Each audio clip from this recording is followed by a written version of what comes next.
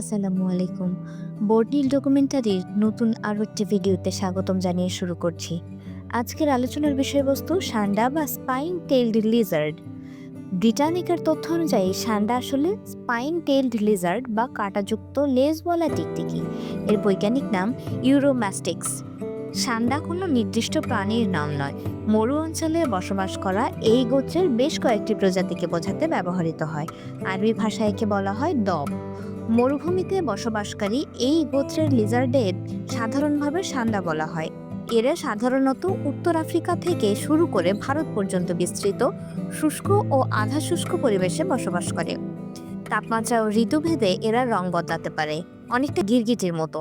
ঠান্ডা এদের গায়ের রং গাঢ় হয় যাতে সূর্যের তাপ বেশি শোষণ করতে পারে। গরমে শরীরের রং হালকা হয়।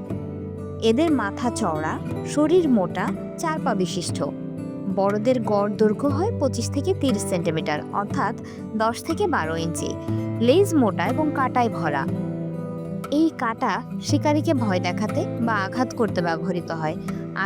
মূলত বলা যেতে পারে আত্মরক্ষার জন্য লেজ ব্যবহার করে প্রাণীটি।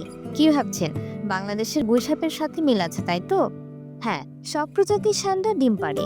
প্রাপ্তবয়স্ক অবস্থায় এরা নিরামিষভোজী হয়ে থাকে। ডিম থেকে সদ্য ফুটে ওঠা বাচ্চা প্রথমেই মায়ের মল খায়। শুনতে হাস্যকর শোনালেও কথাটি সত্য।